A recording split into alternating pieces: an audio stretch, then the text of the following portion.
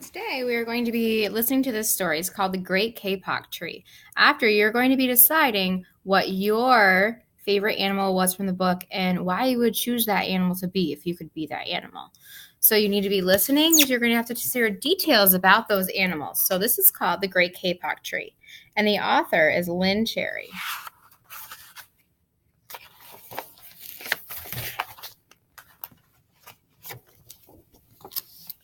Two men walked into the rainforest. Moments before, the forest had been alive with the sounds of squawking birds and howling monkeys. Now all was quiet as the creatures watched the two men and wondered why they had come. The larger man stopped and pointed to a great kapok tree. Then he left. The smaller man took the axe he carried and struck the trunk of the tree. Whack, whack, whack.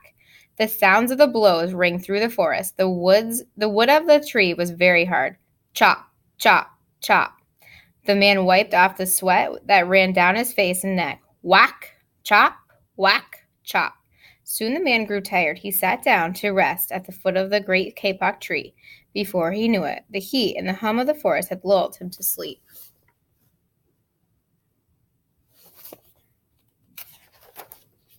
A boa constrictor lived in the kapok tree. He slithered down its trunk to where the man was sleeping.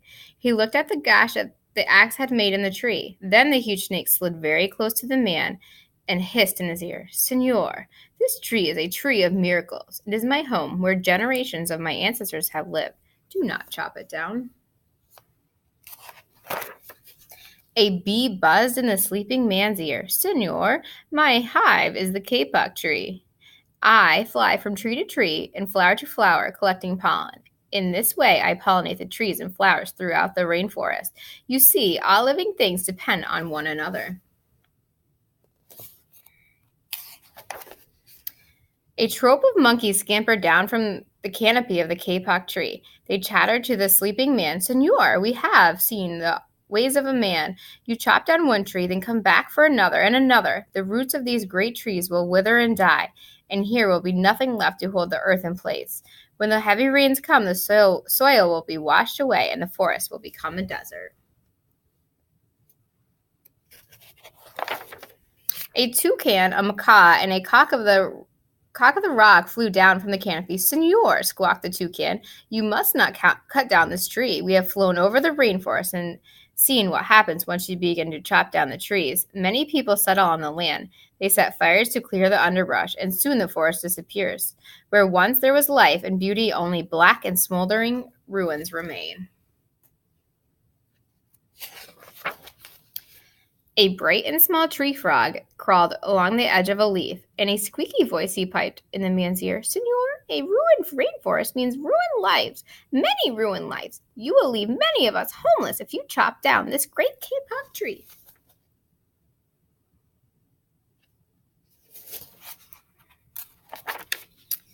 A jaguar had been sleeping along a branch in the middle of the tree. Because his spotted coat blended into the dappled light and shadows of the understory, no one had noticed him. Now he leapt down and padded silently over to the sleeping man. He growled in his ear, "Senor, the kapok tree is home to many birds and animals. If you cut it down, where will I find my dinner?"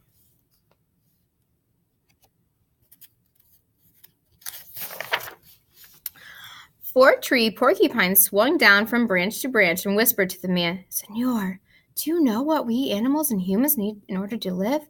Oxygen. And senor, do you know what trees produce? Oxygen.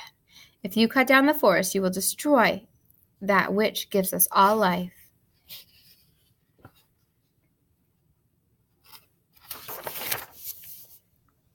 Several anteaters climbed down the kapok tree with their young clinging to their backs. The unstriped anteater said to the sleeping man, "Senor, you are chopping down the tree with no thought for the future, and surely you know what happens tomorrow depends on what you do today. The big man tells you to chop down a beautiful tree. He does not think of his own children, who tomorrow must live in a world without trees."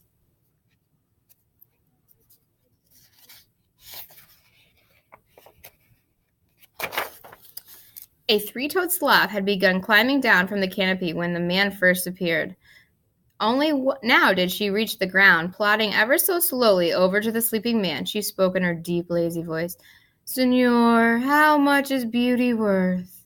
Can you live without it? If you destroy the beauty of the rainforest, on what would you feast your eyes?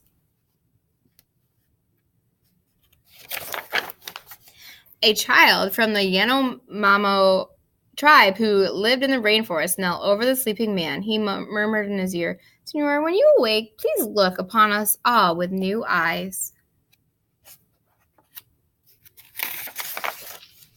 The man awoke with a start. Before him stood the rainforest child, and all around him staring were the creatures who depended upon the kapok tree. What wondrous and rare animals they were.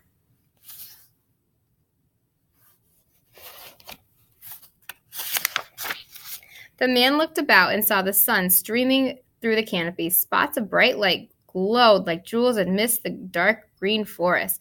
Strange and beautiful plants seemed to dangle in the air, suspended from the great kapok tree.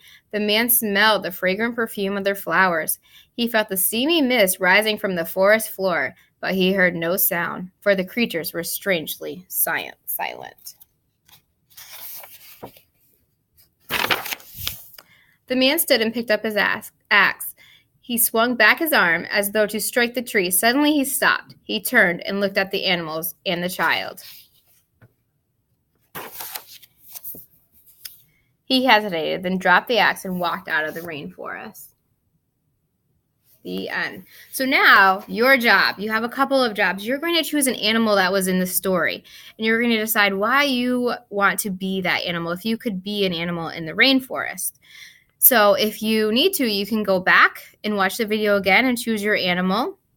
Also, I want you to decide, was it a good choice that the man decided to not chop down the kapok tree for those animals and the tribe that lives in or near the rainforest?